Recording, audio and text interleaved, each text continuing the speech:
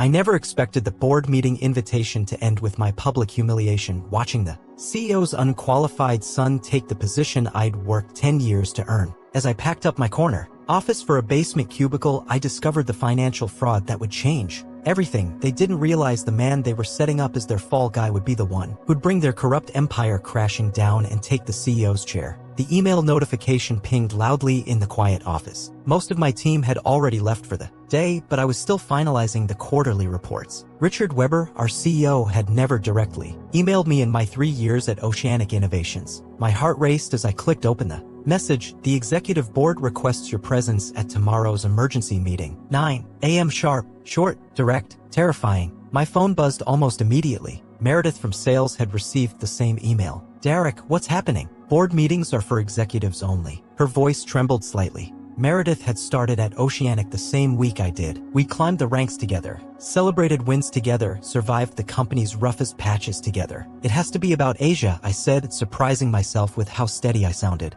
The Asia expansion had been my biggest gamble, a complete restructuring of our marketing approach in a region where American companies typically struggled. I'd fought for that project against enormous pushback even from our notoriously difficult CFO Bailey. The numbers came in.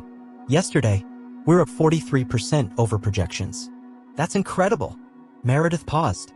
Wait, you think they're promoting you? To what? My mind raced through the possibilities. Vice President of Global Marketing? Chief Marketing Officer? The current VP, Burke, had been making noise about retirement. Maybe they were finally recognizing my contributions. 3 years of 60-hour weeks, missed family events, and postponed vacations might finally be paying off. I don't know, I admitted, but they don't call emergency board meetings to fire people. After hanging up, I stared at my desk calendar where I'd penciled in weekend plans with my girlfriend Addison at her parents' lake house. With a sigh, I dialed her number. You're canceling, she said flatly before I could speak. Just postponing. Something big is happening at work. The board wants to see me tomorrow. The board? Her tone shifted immediately. Derek, that's huge. Is it about your Asia project? For the next hour, I organized presentation materials, rehearsed potential talking points, and even Googled salary negotiations for executive positions. The office emptied completely, leaving me alone with my thoughts and growing excitement. On my way to the parking garage, voices echoed from around the corner. I slowed my pace, recognizing Richard's distinctive baritone. It's all arranged for tomorrow, he was saying. The board's on board. Jack's paperwork is ready. Jack was Richard's son, a 20-something MBA dropout who'd been learning the business by floating between departments for the past few months. We'd barely exchanged 10 words, mainly because he rarely showed up before noon and spent most of his time on his phone. And Derek Shepard? Asked a second voice, Preston from legal. He'll understand his place in the new structure, Richard replied with a cold finality that sent a chill through me. I backed away quietly and took the stairs instead. In the parking garage, I spotted Jack loading boxes into his BMW.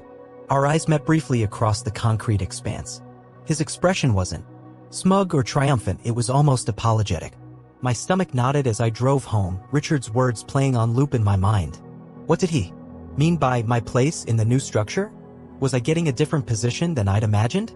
Was Jack somehow involved?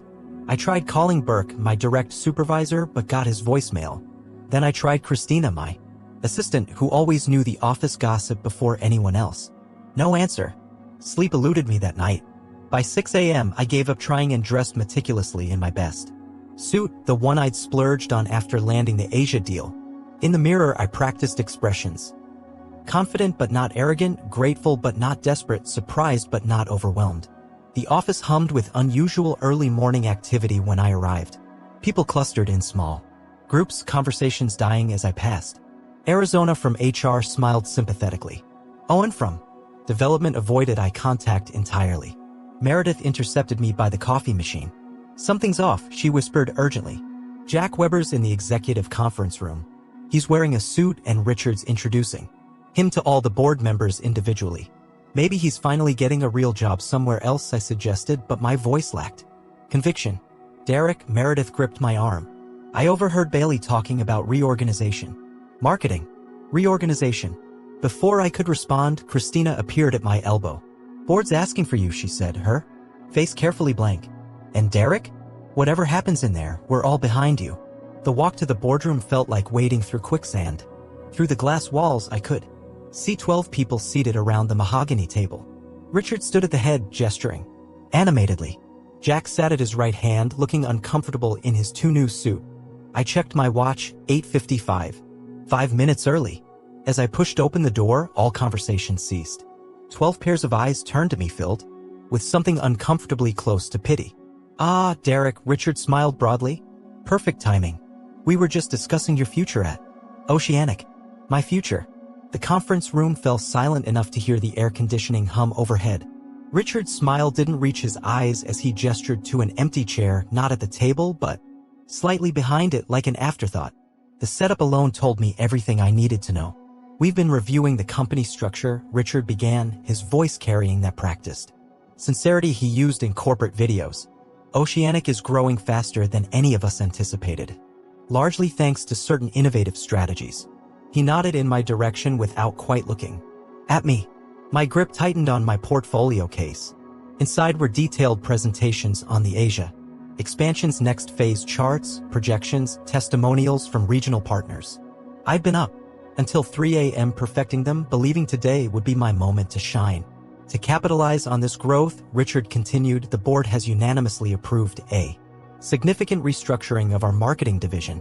We're creating a new position, Chief Marketing Officer, to oversee all regional directors and global initiatives. My heart raced. This was it. This was the promotion I'd been working toward. I shifted forward in my seat, trying to maintain composure while Burke avoided my gaze from across the table. "This position requires someone with a unique perspective," Richard was saying. "Someone who can see Oceanic not just as a business, but as a legacy." He turned toward the door with theatrical timing. "I'd like to introduce our new CMO." Jack Weber strode in, his stance radiating unearned confidence. He'd gotten a haircut since yesterday. Gone was the shaggy, boyish look, replaced with something more corporate and controlled. His suit probably cost more than my monthly salary. "Most of you know my son Jack," Richard said, and something inside me shattered. "He's been learning our business from the ground up for the past few months and has impressed everyone with his fresh vision and strategic thinking." Jack shook hands with each board member as Richard continued listing qualifications. Jack simply didn't possess Harvard business background. He dropped out after 1 semester. Entrepreneurial experience, a failed app startup funded entirely by his father. Deep understanding of global markets, he'd once spent a summer in Cancun. The blood rushed to my face, pounding in my ears so loudly I almost missed my name when Richard finally addressed me directly. "Derek," he turned with that same practiced smile. "Your work on the Asia expansion has been noticed and appreciated. Under the new structure, you'll be transitioning to Regional Director for North America, reporting directly to Jack starting Monday." A demotion. Wrapped in corporate platitudes, but a demotion nonetheless. My mouth went dry as I calculated the implications: smaller office, reduced budget authority, team reassignments, probable pay cut, and the ultimate insult, reporting to the unqualified son of the boss. "I'm looking forward to working together," Jack said, extending his hand across the table toward me, his voice carrying just enough condescension to make clear the power dynamic. The room watched expectantly. I shook his hand because refusing would make me look petty, unprofessional, emotional, all the things they could use to justify pushing me aside. Jack's grip was clammy, nervous beneath the bravado. "Are there questions about the new structure?" Richard asked, already turning to the next agenda item. The message was clear: my demotion wasn't up for discussion. I found my voice somehow. "Actually, yes. The Asia expansion is at a critical juncture. The relationships I've built personally with the regional partners are Jack will be taking over those relationships," Richard cut in smoothly. "He'll need a complete briefing, of course. Your transition report is expected by end of day. End of day. 10 hours to summarize 3 years of work for someone who wouldn't understand it." I glanced at the portfolio case in my lap, my beautiful presentation now irrelevant. "If there's nothing else," Richard continued, "let's move on to quarterly projections." And just like that, they proceeded as if my career hadn't just imploded. I sat through 40 excruciating minutes of financial discussions, marketing budgets, my marketing budgets being reallocated, and strategic decisions made without my input. Jack took detailed notes, interrupting occasionally with questions that revealed his complete ignorance of our business. As the meeting adjourned, Burke finally approached me, voice low. I fought this, Derek. The decision came directly from Richard and the investment partners. Why? I managed to ask. The Asia numbers are incredible. We're projected to double our market share by year-end. Something flickered across Burke's face: concern, confusion, guilt? That's not what the final report shows. Before I could press further, Richard clapped Jack on the back. Let's get you set up in your new office. Derek, you'll need to clear out your things. We've repurposed your corner office for the CMO position. I stood in the emptying conference room, clutching my useless portfolio.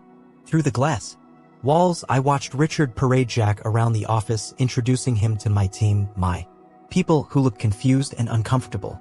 Meredith was waiting in the hallway, face ashen. Everyone got an email announcement 5 minutes ago. Exciting organizational changes effective immediately. Derek, what the hell happened? I showed her my phone screen, dozens of notifications flooding in. Emails expressing confusion, calendar invites to Jack's welcome reception, messages from clients asking if I was leaving the company. They've been planning this for weeks, I said as realization dawned. The emergency meeting wasn't about promoting me. It was about putting me in my place publicly so no one would question the decision. Christina rushed up, breathless. Derek, you need to see this right now. She thrust her tablet into my hands, open to our internal financial dashboard. These are the Asia projections that were presented to the board last week. The numbers made no sense. Where my project had shown consistent growth and profitability, these charts showed declining engagement, ballooning costs, and disastrous ROI projections. That's impossible, I whispered. These aren't my numbers. Exactly, Christina said, glancing nervously over her shoulder. Someone changed them too. Days ago. Look at the user ID on the modification log. The username sent ice through my veins, @Weber_admin. There's something else, Meredith added. Jack's last position at Dawson Enterprises? The company announced an internal investigation for financial misconduct the day after he resigned. The timing can't be coincidence. As we spoke, I watched through the glass as Jack entered my office, my former office, and immediately began rearranging the furniture. He lifted the framed photograph of my team from my desk and casually handed it to a maintenance worker who was removing my nameplate from the door. They're erasing me, I murmured, the full weight of the situation finally hitting me. This isn't just a demotion. This is the beginning of forcing me out completely. Christina's phone buzzed. Her eyes widened as she read the message. IT just got orders to restrict your system access. You've got maybe an hour before your email and network drives get locked down. Why would they? I started, then stopped as another realization hit. They're hiding something. Something in those Asia numbers. Something they don't want me to find. The elevator dinged and Rose from accounting stepped out, clutching a stack of folders. Our eyes met across the office floor. Her expression shifted from surprise to determination, and she changed direction, heading straight for us. Derek, she said quietly, we need to talk. Not here. Meet me at Paradise Diner in 1 hour. And download everything you can before they lock you out. This goes deeper than you think. The Paradise Diner smelled of burnt coffee and decades of grease. Rain drummed against the windows, matching my dark mood as I slid into the back booth where Rose waited. Her normally pristine appearance was disheveled, hair pulled back hastily, no makeup, eyes darting toward the door every few seconds. You weren't followed? She asked in lieu of greeting. I took a cab 3 blocks away and walked, I replied, unsure why I felt the need for such precautions but trusting the urgency in her voice. What's going on, Rose? She pushed a manila folder across the faded Formica table. Before we start, you need to know that sharing this puts my job at risk. Possibly worse. Inside the folder were financial statements, dozens of pages of numbers that initially made little sense. Then Rose flipped to a highlighted section and my confusion transformed into disbelief. These are the real Asia numbers pulled directly from our regional accounting system, she explained. Compare them to what was presented to the board. The discrepancy was staggering, not just minor adjustments but wholesale manipulation. My successful expansion had been artificially transformed into a looming disaster. Why would Richard sabotage his own company's success? I asked, struggling to understand. Rose's laugh held no humor. He's not sabotaging the company. He's sabotaging you. The timing makes perfect sense when you look at the bigger picture. She pulled out another document, an SEC filing dated 3 months ago. Richard needs to maintain majority control. to keep his position as CEO. His divorce last year forced him to liquidate shares to pay the settlement. He's 4% short of what the company charter requires. What does this have to do with me or the Asia expansion?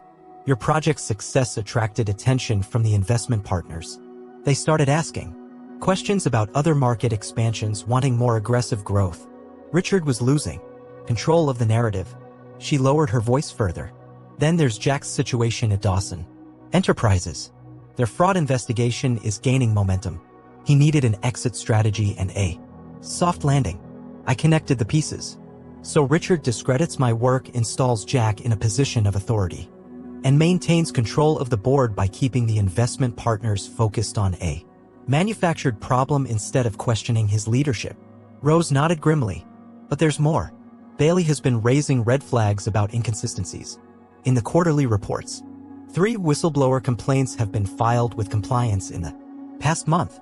Richard needs a scapegoat, and you've been selected for the role. My coffee sat untouched, growing cold. They're setting me up to take the fall for something bigger. Exactly. By demoting you publicly while praising your previous work, they create the perfect narrative. The promising executive who cut corners to achieve results then grew disgruntled when he wasn't rewarded. When the financial irregularities become impossible to hide, guess who takes the blame? The diner's bell jingled as new customers entered. Rose stiffened until she confirmed they weren't from Oceanic. You need to protect yourself, Derek. They'll be building a paper trail. Emails will be doctored. Signatures forged. I made copies of everything, I said. Downloaded all my files, emails, presentations. But that might not be enough if they're manipulating the system records. Rose hesitated, then reached into her bag and removed a small digital recorder. Bailey suspected something was wrong months ago. She's been recording her meetings with Richard and the board, including yesterday when they discussed your demotion and how to handle the Derek situation if you didn't accept your new position quietly. I stared at the recorder. Is that legal? In this state, only one party needs to consent to a recording. But using it would end Bailey's career instantly. Why would she risk that for me? Not for you. For the company. For the 300 employees who would lose everything if this fraud comes to light unprepared. Rose pushed the recorder toward me. Listen to it, but don't act yet. We need more evidence. As I reached for it, my phone buzzed with a text from Meredith. Emergency. Jack calling. Emergency team meeting in 30 minutes. Says attendance mandatory to discuss loyalty to new leadership. Where are you? Rose saw the message and her expression hardened. They're moving faster than I thought. Jack's isolating your team, testing who's loyal to you versus the company. Classic divide and conquer. Another text arrived, this one from Christina. IT just pulled your computer for routine maintenance. Your emails from the past 6 months are being reviewed for quality assurance purposes. They're coming for you. The rain intensified outside, matching the storm building inside me. I spent 3 years giving everything to Oceanic, my time, my creativity, my health. I'd sacrificed relationships, missed family events, postponed my own dreams to build something meaningful. And now they were systematically dismantling not just my career but my reputation. What's the play? I asked Rose, surprising myself with the steadiness in my voice. First, don't go back to the office today. Call in sick. They'll be watching for emotional reactions they can document and use against you. Second, secure legal representation immediately, not anyone connected to Oceanic. Third, establish independent verification of your work products and processes. As Rose outlined the defense strategy, I noticed a familiar figure entering the diner, Burke, my former supervisor, looking equally furtive. He spotted us and approached cautiously. Should have known Bailey would send you, he said to Rose, sliding into the booth beside her. To me, he added, I owe you an explanation and an apology. I tried to warn you, but Richard threatened my pension if I interfered. Is that worth my career? I couldn't keep the bitterness from my voice. Burke winced. I'm here now, aren't I? At considerable risk. He produced a USB drive. This contains the original board presentations for the Asia expansion, before Richard's alterations. Proves you presented accurate data and that someone changed it afterward. My phone buzzed again. 5 new messages, including one from Jack directly. Your continued absence is being noted. Team meeting begins in 15 minutes. Your presence will demonstrate your commitment to company priorities. They're baiting you, Rose warned. If you show up emotional or confrontational, they'll document it as insubordination. And if I don't show, they'll cite it as abandonment of responsibilities during transition, Burke replied. They've created a no-win situation. I stared at the evidence accumulating on the table, the financial documents, the recorder, the USB drive, pieces of a puzzle that painted a damning picture of corruption, nepotism, and fraud. Richard and Jack had miscalculated badly in choosing me as their scapegoat. They thought I'd either accept the demotion quietly or explode in a career-ending tirade. They never expected me to fight back strategically. I need to make a phone call, I said, standing abruptly. Someone who can help us navigate this properly. Burke looked alarmed. Who? I allowed myself the first genuine smile since the board meeting. My girlfriend Addison, the corporate attorney who specializes in whistleblower protections and executive fraud. Rose's eyes widened. The Addison Montgomery? From the Dawson Enterprises investigation. The very same, I confirmed. And Richard just gave her perfect reason to look deeper into Oceanic's operations. As I stepped outside to make the call, I glanced back through the rain-streaked windows at Rose and Burke huddled over the evidence. For the first time since reading Richard's email, I felt something other than shock and betrayal. I felt the tide beginning to turn. Addison's law office occupied the 27th floor of a gleaming downtown tower, a world away from the fluorescent-lit cubicles of Oceanic. Her assistant ushered us into a conference room where she waited, surrounded by 3 colleagues and mountains of documents. This is worse than I thought, she said after we'd spent 2 hours reviewing the evidence. No kiss hello, no sympathetic platitudes, just the razor-sharp focus that had made her one of the most feared corporate attorneys in the state. They've created a textbook hostile work environment designed to force your resignation or misconduct. Burke shifted uncomfortably. Is this meeting protected? Legally speaking, attorney-client privilege, Addison confirmed. Everything said here is confidential. Then you should know Richard's done this before, Burke admitted quietly. 3 years ago to the previous marketing director, Arizona Robbins. She questioned some accounting practices, was suddenly demoted, then terminated for performance issues 2 months later. She signed an NDA as part of her severance. Addison made a note. We'll need to speak with her. NDAs don't cover illegal activities. My phone buzzed for the 20th time that afternoon. Another email from Jack, this one, copying the entire executive team. Derek's absence today raises serious concerns about his commitment to Oceanic during this transition. We will be documenting this incident in his personnel file. They're building the paper trail, Rose murmured. Let them, Addison replied with cold precision. Every communication becomes evidence of their pattern. Derek, don't respond to anything yet. Her colleague, a forensic accountant named Teddy, looked up from her laptop. I've identified at least 17 instances where financial data was altered after Derek's original submissions. The modifications all originated from executive-level accounts, primarily Richard's and the CFO's. Bailey wouldn't do this willingly, Rose insisted. Richard must have used her credentials. Addison nodded. Unfortunately, that's nearly impossible to prove without Bailey's testimony. As if summoned by her name, my phone lit up with an incoming call. Bailey's personal number, not her work line. I put it on speaker. Derek? Are you somewhere secure? Her normally commanding voice sounded strained. I'm with legal counsel, I replied. You're on speaker with several witnesses. Bailey exhaled sharply. Good. I don't have much time. Richard called an emergency executive. Meeting after discovering my access to the financial systems was used this morning to download historical data. He's authorized IT to confiscate my computer and phone. They're watching me, but I needed to warn you. They're escalating. What are they planning? Addison asked. Jack is drafting a formal performance improvement plan for Derek, backdated to before the Asia project. Their manufacturing documentation claiming Derek was warned about creative accounting practices months ago. Richard plans to file a complaint with the SEC identifying Derek as the architect of financial misrepresentations. My stomach clenched. They're framing me for their fraud. Precisely, Bailey confirmed.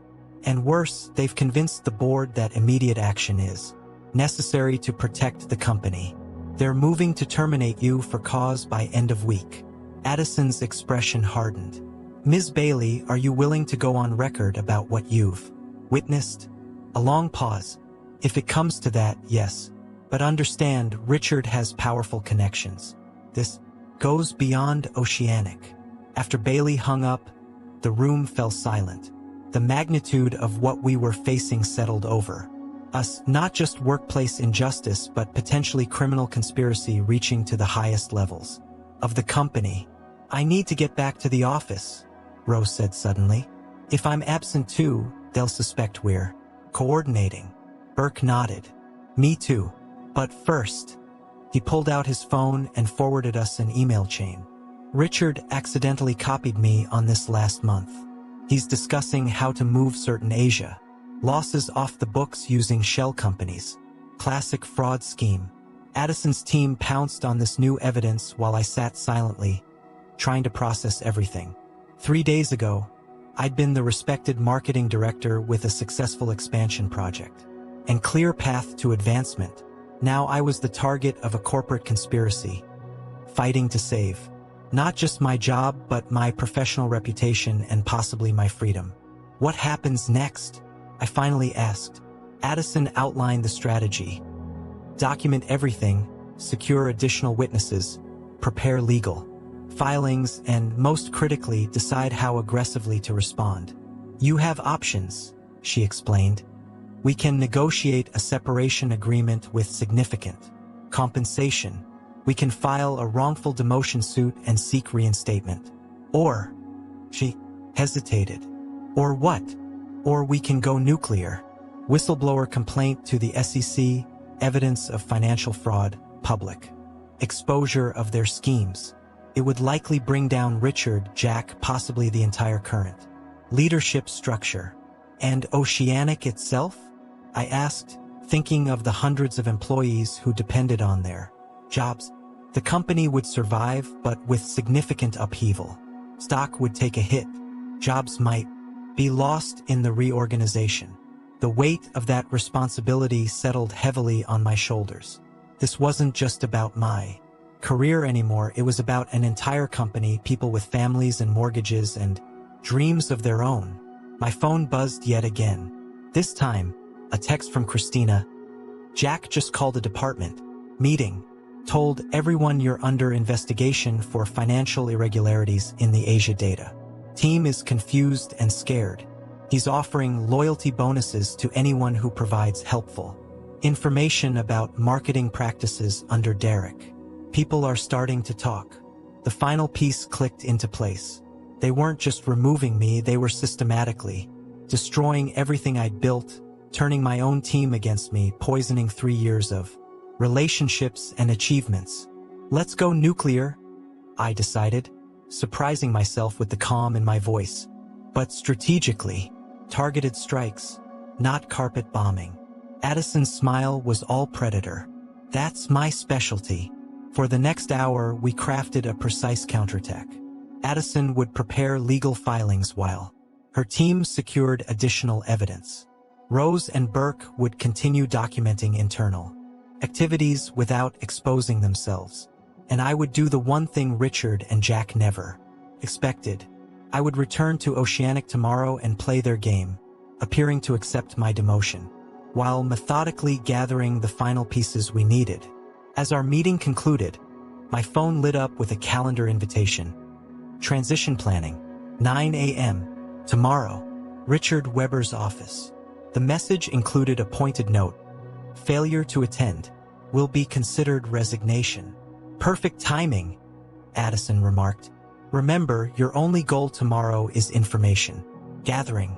Stay calm, appear cooperative, record everything. We'll handle the rest. Outside her office, the city lights were coming on as dusk settled. In 24 hours, those same lights would illuminate a very different corporate landscape. Richard and Jack believed they were tightening the noose around my career. They had no idea I was about to tear apart the entire gallows. The Oceanic lobby felt different as I walked through it the next morning. The same glass and chrome, the same hushed conversations and clicking keyboards, but everything tinged with a new awareness. Employees watched me pass with a mix of pity and curiosity. News travels fast in corporate settings, and my absence yesterday had clearly fueled the rumor mill. Derek! Christina intercepted me by the elevators, her voice professional but her eyes communicating urgent warning. You have visitors waiting in your new office. New office meant the windowless room in the basement, the physical manifestation of my demotion. I nodded my understanding. Any messages while I was out? Several. Most notably, IT needs your laptop for security updates immediately. I told them you'd bring it down personally. She handed me a coffee cup with a yellow sticky note pressed to the bottom. They cloned your hard drive overnight. In the elevator, I mentally reviewed Addison's coaching from last night. Stay calm, peer, cooperative, admit nothing, record everything. The weight of the recording device in my jacket pocket felt both reassuring and dangerous. The basement office was exactly as demoralizing as intended. Cramped, harshly lit, with mismatched furniture and the persistent hum of the building's HVAC system overhead. Jack Weber sat in my chair, feet propped casually on my desk. Richard stood by the small window that faced a concrete retaining wall. Derek! Richard boomed with artificial joviality. Good of you to join us today. We were concerned about your unexpected absence yesterday. I manufactured a sheepish smile. Food poisoning. Should have been more careful about the sushi place near my apartment. Interesting, Jack replied, examining his manicured fingernails. Since Meredith from sales saw you at Paradise Diner with Rose from accounting. My heart rate spiked, but I kept my expression neutral. After I started feeling better, I needed to discuss some Asia vendor payment issues with Rose. Proper financial documentation is a priority for me. Richard and Jack exchanged glances. My emphasis on financial documentation clearly registering. Speaking of documentation, Richard said, his friendly facade fading slightly. We need to discuss some irregularities in the Asia expansion reports. Irregularities? I echoed, the recording device capturing every word. Significant discrepancies between projected and actual expenses. Jack elaborated, sliding a folder across the desk. The board is quite concerned about how these numbers were presented. I opened the folder to find fabricated documents I'd never seen before. Altered projections, falsified approvals, manipulated metrics. Each page was designed to create a paper trail, suggesting I had knowingly misrepresented the Asia results. These aren't my reports, I said quietly, careful to keep accusation from my tone. The original projections I submitted to the board are substantially different. Richard's smile tightened. These are the documents in our system, Derek. Are you suggesting someone altered official company records? The trap was set perfectly. If I accused them directly, I'd appear paranoid and defensive, exactly the behavior they wanted to document. If I accepted responsibility, I'd be admitting to financial misconduct. I'm simply noting the discrepancy, I replied evenly. Perhaps we should compare these to the original files? I maintain comprehensive backups of all my work. Jack snorted. Convenient. Personal backups that could have been modified at any time. I shrugged. The metadata would show any modifications, as would the email timestamps when I submitted them to Burke and the board. Richard's expression darkened momentarily before he forced another smile. Let's set this aside. For now, we're here to discuss your transition plan and new responsibilities. For the next 30 minutes, they outlined a role so deliberately diminished it was insulting, stripped of budget authority, team management, and any meaningful decision-making. Power. The message was clear. Accept this humiliation or leave. Additionally, Jack added with barely concealed satisfaction, we'll need you to sign this. Acknowledgement of performance concerns. He slid another document forward, a pre-written confession to various professional failings, backdated to create the impression of ongoing issues. I'll need to review this with HR present, I responded, knowing they couldn't reasonably object to such a standard procedure. Richard checked his watch with theatrical impatience. Fine, we'll schedule that for tomorrow. In the meantime, your team, correction, Jack's team now, is waiting for a transition briefing. They've been quite cooperative in identifying areas of concern in your management approach. The implication was clear. My own team was being turned against me. I had to appear unfazed. Happy to brief them completely, I agreed. Full transparency has always been my policy. Excellent. Richard's smile didn't reach his eyes. Jack will sit in, of course. Of course. As we walked toward the conference room, I activated the second phase of our plan with a seemingly casual question. By the way, has either of you spoken with Arizona Robbins? Recently, she reached out to me about some historical marketing data from before my time. Both men froze momentarily. Exactly the reaction I'd hoped for. Arizona Robbins, my predecessor who'd been similarly forced out, had agreed to come forward after Addison contacted her. Her testimony about the pattern of behavior would be devastating. Arizona is bound by a confidentiality agreement, Richard said stiffly. Interesting you mentioned that specifically, I noted. I wasn't aware her departure involved confidentiality concerns. Jack shot his father a warning look. I'd successfully created the first crack in their united front. The marketing team looked uncomfortable as we entered the conference room. Faces that had beamed with pride at our Asia success just days ago now avoided eye contact. Jack positioned himself at the head of the table, my former seat, while Richard stood by the door like a guard. Team, Jack began with forced authority. As you know, Derek will be transitioning to a more focused role while I take over department leadership. We need a comprehensive download of all projects, particularly Asia. I smiled pleasantly and opened my presentation materials. Happy to provide that. Let's start with the original projections I submitted to the board in January. The slides I displayed showed the authentic data, not the manipulated versions Richard and Jack had prepared. Several team members looked confused, glancing between my presentation and Jack's increasingly flustered expression. These don't match the final reports, Jack interjected. Don't they? How strange, I replied innocently. These are the exact files I presented with the timestamp and board meeting minutes referenced in the footer. Perhaps we should examine when and how the final reports were modified. Richard stepped forward. That's enough. This technical discussion isn't productive for the team. On the contrary, I countered, transparency about our financial reporting seems extremely relevant to everyone's work going forward. My phone buzzed with a text from an unknown number. I glanced down to see Addison's message. SEC representatives arriving at Oceanic reception in 5 minutes. Don't react. Right on schedule. I continued the presentation calmly while Richard's phone began buzzing. Repeatedly. He stepped outside to take a call, his face visibly paling as he listened. What's happening? Jack demanded when Richard beckoned him urgently. Nothing that concerns this meeting, Richard snapped. Derek, continue your transition briefing. Jack, I need you immediately. Jack hesitated, clearly torn between maintaining control of the meeting and responding to the urgency in his father's voice. We'll take a 15-minute break, he announced before hurrying out. The moment the door closed, the atmosphere in the room transformed. Meredith spoke first, her voice barely above a whisper. What's really going on, Derek? The numbers they showed us yesterday don't match what you're presenting now. That's because they've been systematically altering the financial data, I replied calmly.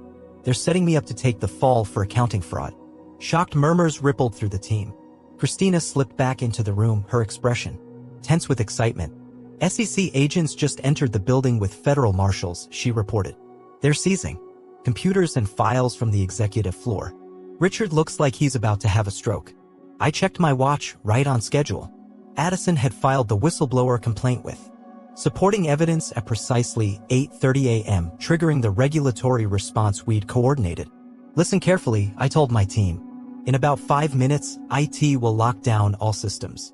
Before that happens, I need each of you to email yourselves copies of your original work on the Asia campaign, your authentic reports, not the versions that have been circulating recently.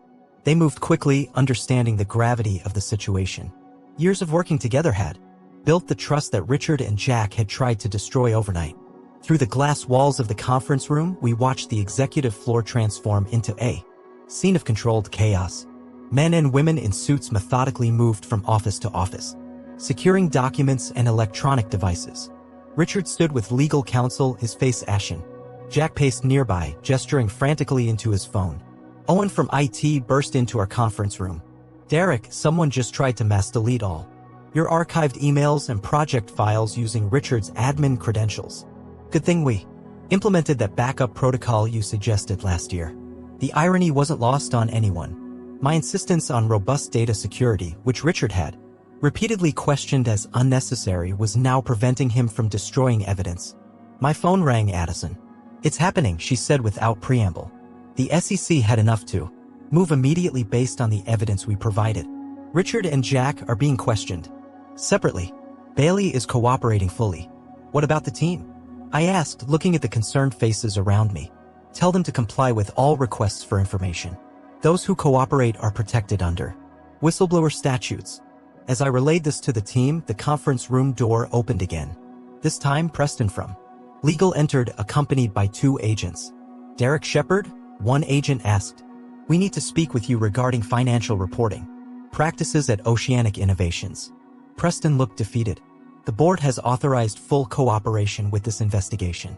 They've also requested an emergency session this afternoon to address leadership concerns. I nodded and stood to follow the agents.